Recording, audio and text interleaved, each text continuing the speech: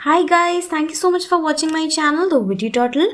And today we are going to start with a new chapter and the last chapter, that is joint and byproduct cost. Right? सो ये जो chapter है ये आप लोगों का process costing वाले chapter में ही है, उसके ही अंडर में आता है। और यहाँ पर ज़्यादातर जो ये चैप्टर है ये मोस्टली जॉइंट कॉस्ट के ऊपर बेस्ड है, और जो बाई प्रोडक्ट कॉस्ट है आपका वो थोड़ा कम है। ओनली उससे हम लोग कुछ थियोरी क्वेश्चंस ही एक्सपेक्ट कर सकते हैं। सो सबसे पहले हम लोग ये समझते हैं कि जॉइंट और बाई प्रोडक्ट कॉस्ट होता क्या है। सबसे पहले हम लोग देखेंगे जॉइंट कॉस्ट क्या है और ये चैप्टर हम लोग क्यों पढ़ रहे हैं, बेसिकली इस चैप्टर का ऑब्जेक्टिव एम क्या रहता है। ठीक है, सो एक सिंपल सा चीज़ समझो। यहाँ पर आपने एक चीज़ इनपुट में डाला, ठीक है, आपने एक रॉ मटेरियल इनपुट में डाला, लेकिन यहाँ पर प्रोसेसिंग के बाद आप लोग देख पा रहे हैं यहाँ पर 3 तरह का आउटपुट निकला है। ठीक है, हमने अगर ये रॉ मटेरियल डाला, इनपुट डाला, तो वी वर एक्सपेक्टिंग कि इसमें से ये चीज़ आएगा, ये चीज़ आपका एक प्रोडक्ट निकल कर आएगा, लेकिन एक आउटपुट निकल कर आएगा। लेकिन यहाँ पर हम लोग देख सकते हैं 1, 2, 3 तरह के आउटपुट्स निकल कर आए हैं। सो 2 or more products produced simultaneously, very important, from common set of inputs through a single manufacturing process. एक कॉमन सेट ऑफ इनपुट से अगर आपका बहुत सारा प्रोडक्ट्स साइमल्टेनियसली प्रोड्यूस हो जाता है, सो उस केस में क्या बोला जाता है, उसको बोला जाता है जॉइंट प्रोडक्ट्स। फॉर एग्जाम्पल आप लोग क्रूड ऑयल लाए हैं, ठीक है, आप लोग क्या लाए हैं, क्रूड ऑयल। क्रूड ऑयल को प्रोसेस करने के बाद उसमें से आपका गैसोलीन निकला, फिर आपका पेट्रोलियम निकला, फिर आपका एक और एलिमेंट भी निकला यहाँ से। तो इसको क्या बोला जाएगा कि crude oil is the common input, and उसमें से हम लोग ये जो तीनों चीज़ें निकली हैं इनको बोला जाता है जॉइंट प्रोडक्ट्स। सो यहाँ पर जो निकले प्रोडक्ट्स इनको बोला जाता है जॉइंट प्रोडक्ट्स और को प्रोडक्ट्स। ठीक है, सो यहाँ पर एक होता है मेन प्रोडक्ट और दूसरे होते हैं बाई प्रोडक्ट्स। तो अगर हम लोग क्रूड ऑयल लाए हैं पेट्रोलियम का प्रोडक्शन करने के लिए, तो अगर पेट्रोलियम निकला और उसके साथ और 2 चीज़ें भी निकली हैं, तो पेट्रोलियम को बोला जाता है मेन प्रोडक्ट, एंड इन दोनों को बोला जाता है बाई प्रोडक्ट। ठीक है, I hope this is clear to you.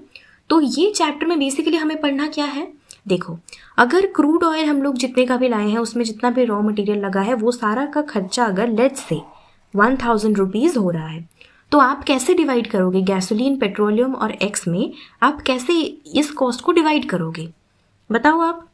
ये तो अभी डिसाइड करना डिफिकल्ट है। सो इसीलिए इस चैप्टर का जो मेन ऑब्जेक्टिव है that is how to distribute the cost of this common input among these outputs, right? How to distribute the cost of this common input among these outputs. So ये जो output यहाँ से निकलते हैं ना, they can be produced intentionally or by the process only. या तो वो process को carry out करने की वजह से automatically निकल आते हैं, या फिर उनको जानबूझकर intentionally निकाला जाता है, produce किया जाता है। So they can either be joint products or byproducts. Basically क्या होता है, जॉइंट और बाई प्रोडक्ट को एक ही तरह से माना जाता है, but there are certain differences in their nature and in their methods of accounting. ठीक है, सो यहाँ पर एक और छोटा सा कॉन्सेप्ट हम लोग समझते हैं। ये है आपका, यहाँ पर स्टार्ट होता है आपका मेन चैप्टर। सो यहाँ पर हम लोग पढ़ने वाले हैं जॉइंट कॉस्ट।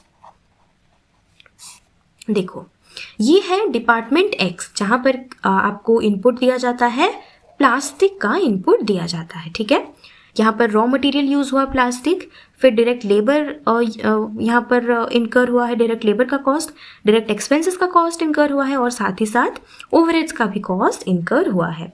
सो ये क्या है, डिपार्टमेंट एक्स में ये सारे इनपुट गए हैं।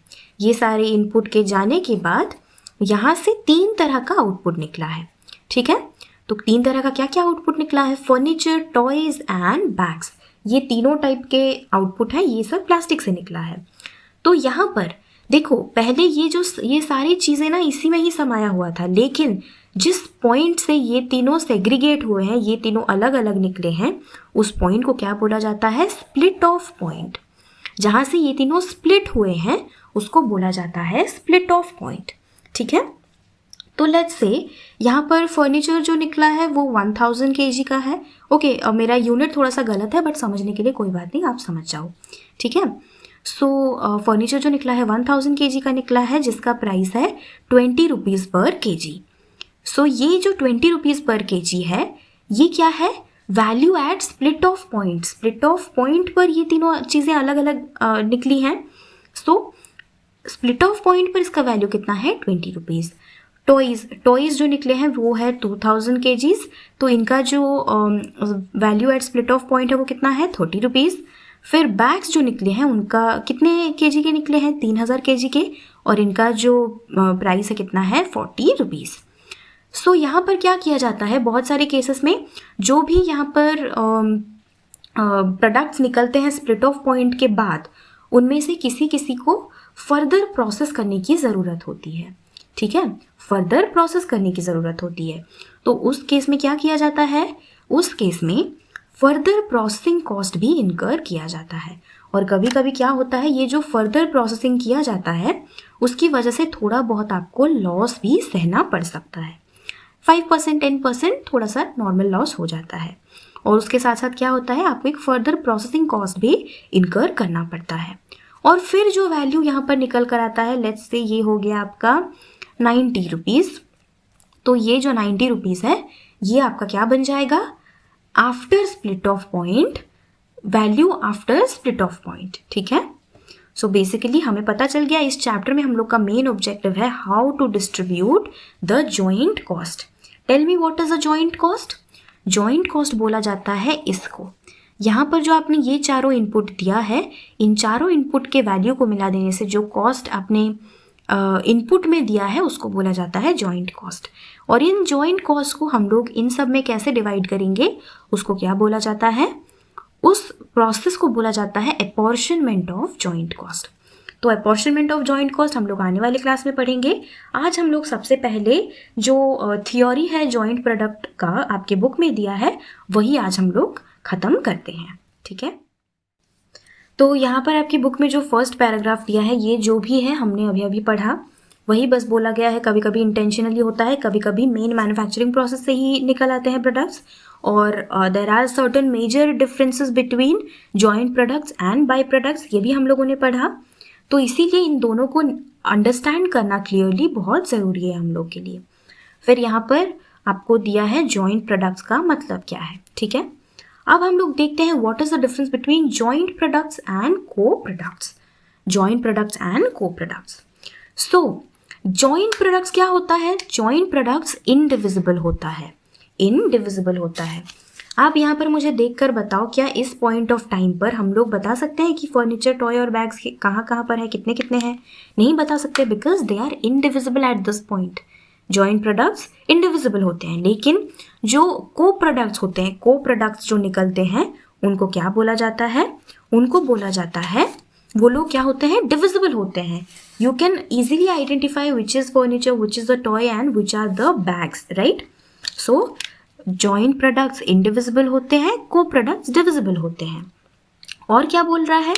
जो कॉमन कॉस्ट होते हैं, those are allocable among products or services performed because each of the products or services could have been obtained separately. So यहाँ पर क्या बोल रहा है? जो कुछ कुछ कॉमन कॉस्ट होते हैं वो अगर डायरेक्टली एलोकेबल होते हैं तो उस केस में उनको सेपरेटली ऑब्टेन कर दिया जाता है तीनों तरह के को प्रोडक्ट्स के लिए, right? For example, the cost of fuel और power may be allocated to products based on production volumes and metered usages। जो आपका प्रोडक्शन वॉल्यूम कितना है और आपका कितना यूसेज हुआ है उसी बेसिस पर जो cost of fuel and power होता है उसको एलोकेट कर दिया जाता है। ठीक है, co products do not always arise from the same operation और raw materials and the quantity of co products is within the control of manufacturer. जो को प्रोडक्ट्स प्रोड्यूस होते हैं वो मैन्युफैक्चरर के कंट्रोल में रहता है, राइट, लेकिन जो जॉइंट प्रोडक्ट होता है वो मैन्युफैक्चरर के कंट्रोल में नहीं रहता है। अभी चलो फीचर्स ऑफ जॉइंट प्रोडक्ट क्या क्या है ये हम लोग देख लेते हैं। पहला बोल रहा है कि joint products are the result of utilization of the same raw material and same processing operations. Same तरह का रॉ मटेरियल और सेम प्रोसेसिंग ऑपरेशन करने के बाद जो प्रोडक्ट्स निकलते हैं उनको क्या बोला जाता है? उनको बोला जाता है joint products. The processing of a particular raw material may result into the output of 2 or more products. All the products emerging from the manufacturing process are of same economic importance. Okay, so joint products जो होते हैं most of the cases में क्या होता है, जितने भी products निकलते हैं वो सारे same economic importance के होते हैं, ठीक है? The products are produced intentionally, which implies that the management of the concerned organization has intention to produce all the products. ठीक है, जो मैनेजमेंट है उनका इंटेंशन है ये सारे प्रोडक्ट्स प्रोड्यूस हो। और क्या बोल रहा है, कभी कभी उनको फर्दर प्रोसेसिंग करना पड़ता है या फिर कभी कभी उनको डायरेक्टली भी आप सोल्ड कर सकते हो after the split off point, ठीक है। The manufacturing process and raw material requirement is common up to a certain stage of manufacturing. Okay, तो जो आपका मैन्युफैक्चरिंग प्रोसेस होता है और जो रॉ मटेरियल्स की रिक्वायरमेंट रहती है वो एक सर्टेन पॉइंट ऑफ टाइम तक वो सेम रहता है, ठीक है। लेकिन आफ्टर स्प्लिट ऑफ पॉइंट एक ऐसा स्टेज होता है जिसको क्रॉस करने के बाद सारे प्रोडक्ट्स का जो प्रोसेसिंग होता है वो अलग अलग हो जाता है और the expenditure incurred up to the split off point is called as joint cost. Up to the split off point, ठीक है, स्प्लिट ऑफ पॉइंट पहुंचने तक जो कॉस्ट इनकर किया जाता है उसको क्या बोलते हैं? Joint cost. And the apportionment of the same to different products is the main objective, ठीक है। The management has little or no control over the relative quantities of the various products that will result. Management का literally कोई control नहीं रहता है कि कितने जो प्रोडक्ट्स हैं, कितने तरह के प्रोडक्ट्स निकलेंगे, कितने क्वांटिटी के निकलेंगे, right. So joint products are commonly produced in industries like chemicals, oil refining, mining, meat packing and automobile companies. जैसे कि ऑयल रिफाइनिंग में एक ही साथ ही बहुत सारी चीज़ें निकलती हैं। जैसे मैंने क्रूड ऑयल का एग्जांपल दिया था, तो उसमें क्या हुआ, fuel, oil, petrol, diesel, kerosene, lubricating oil, ऐसे बहुत सारी चीज़ें हैं वो निकलते हैं, राइट। यहाँ पर दिया है आपको accounting for joint product cost. उससे पहले आपको दो चीज़ें जानने की ज़रूरत है, एक है आपका स्प्लिट ऑफ पॉइंट एंड दूसरा है जॉइंट कॉस्ट। तो मैंने अभी अभी आपको बताया है what is a split off point और what is a joint cost. Joint cost basically pre separation cost होता है। सेपरेट होने से पहले उनका जो साथ ही में सबका जॉइंट होकर जितना कॉस्ट इनकर किया रहता है इनपुट के टाइम पर, उसको क्या बोला जाता है? Joint cost. Apportionment of these cost is the main objective. आपका जॉइंट कॉस्ट कितना आ रहा है, जॉइंट कॉस्ट का क्वांटिटी कितना है और सारे प्रोडक्ट्स में किस तरह से वो डिस्ट्रीब्यूट होंगे, ये इस चैप्टर का मेन ऑब्जेक्टिव है। और स्प्लिट ऑफ पॉइंट क्या है? वो पॉइंट जहाँ पर सारे प्रोडक्ट्स अपनी इंडिविजुअल आइडेंटिटी गेन करते हैं, उस स्टेज को बोला जाता है split off point. I hope आप लोग इस चीज़ को समझ गए हैं। सो इसके बाद आता है अकाउंटिंग ट्रीटमेंट। अकाउंटिंग ट्रीटमेंट में बेसिकली हम लोग कितने तरह के मेथड्स हैं वो पढ़ेंगे। बुक में आपका 4 टाइप्स ऑफ मेथड्स दिया है, लेकिन हम लोग 6 टाइप्स ऑफ मेथड्स पढ़ेंगे, ठीक है। सो आने वाले क्लास में हम वो डिस्कस करेंगे और तुरंत ही हम लोग जितने भी क्वेश्चंस हैं आपके बुक में इलस्ट्रेशन नंबर 34 से लेके इलस्ट्रेशन नंबर 45 तक, वो सारे क्वेश्चंस हम लोग करेंगे, ठीक है। आई होप आप लोगों को जॉइंट कॉस्ट का ये वाला जो क्लास है समझ में आया है अच्छे से। और अगर आप लोग को ये वीडियो पसंद आए तो प्लीज़ इसे लाइक कीजिए, इसे अपने CMA इंटर के दोस्तों के साथ शेयर कीजिए, मेरे चैनल द OBT ट्यूटोरियल को सब्सक्राइब कीजिए और मेरे टेलीग्राम चैनल का लिंक तो डिस्क्रिप्शन बॉक्स में गिवन है ही, please go and check it out.